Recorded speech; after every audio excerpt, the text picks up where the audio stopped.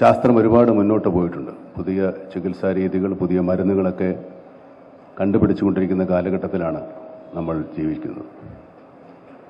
കേരളത്തിൽ കണക്കുകൾ അനുസരിച്ച് പ്രതിവർഷം 50,000 ആളുകൾ ക്യാൻസർ ബാധിതരാകുന്നു എന്നാണ് കണക്ക്. ഒരു വർഷം 50,000, 2 വർഷം കൂടുമ്പോൾ 1,00,000. കേരളത്തിൽ ഇപ്പോൾ നിലവിലുള്ള ജനസംഖ്യ 123 ലക്ഷം ജനങ്ങളാണ്. ഈ കണക്ക് ഇങ്ങനെ പോയാൽ കേരളത്തിൻ്റെ ക്യാൻസർ ബാധിതരുടെ എണ്ണം എത്രയാകുമെന്ന് നമുക്ക് ആലോചിക്കാവുന്നതാണ്. ക്യാൻസറിന് ചികിത്സ കണ്ടുപിടിക്കും, ക്യാൻസറിന് മരുന്ന് കണ്ടുപിടിക്കുന്നു, ക്യാൻസറിന് സൗജന്യ ചികിത്സ പദ്ധതിയാണ് സുഹൃതം. ഇപ്പോൾ എല്ലാവരും പറഞ്ഞതുപോലെ സുഹൃതം ഞാൻ അഭിനയിച്ച സിനിമയാണ്. ആ സിനിമയിൽ ഞാനൊരു ക്യാൻസർ പേഷ്യൻ്റ് ആയിരുന്നു. ക്യാൻസറിൽ നിന്നും ഞാൻ മുക്തനാകുന്നതാണ് കഥ. പക്ഷെ എനിക്ക് പറയാനുള്ളത് മറ്റൊരു കാര്യമാണ്. ആരോഗ്യം, വിദ്യാഭ്യാസമൊക്കെ ഒരു പൗരാവകാശങ്ങളിൽപ്പെട്ടതാണ്.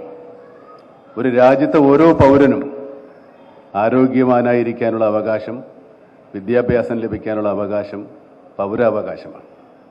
അതൊരു സൗജന്യമായി കൊടുക്കേണ്ട കാര്യമല്ല. നമ്മുടെ രാജ്യത്തിൻ്റെ സാമ്പത്തിക നില അനുസരിച്ചിട്ടാണ് ഇത് സൗജന്യമായി ചില കാര്യങ്ങൾ മാത്രം നടത്തുന്നത്. പക്ഷേ വിദ്യാഭ്യാസവും ചികിത്സയും ആരോഗ്യവും പരിപൂർണമായിട്ടും സൗജന്യമാക്കേണ്ട കാലം നമ്മുടെ ഭാരതത്തിൽ അതിക്രമിച്ചു കഴിഞ്ഞിരിക്കുന്നു. ഞങ്ങൾ പൂർണ്ണമായി വിശ്വസിക്കുന്നു, ഇന്ത്യയിൽ ഇനി വേണ്ട ഒരു അവകാശം ആരോഗ്യത്തിന് വേണ്ടിയിട്ടുള്ള അവകാശമാണ്. Right to health. ഇന്ത്യയിലെ മുഴുവൻ കുടുംബങ്ങൾക്കും അത് ലഭിക്കുന്ന കാലത്ത് മാത്രമേ നമുക്ക് പൂർണ്ണമായി സന്തോഷിക്കാനും ആഹ്ലാദിക്കാനും സാധിക്കൂ എന്ന് വിശ്വസിക്കുകയാണ്.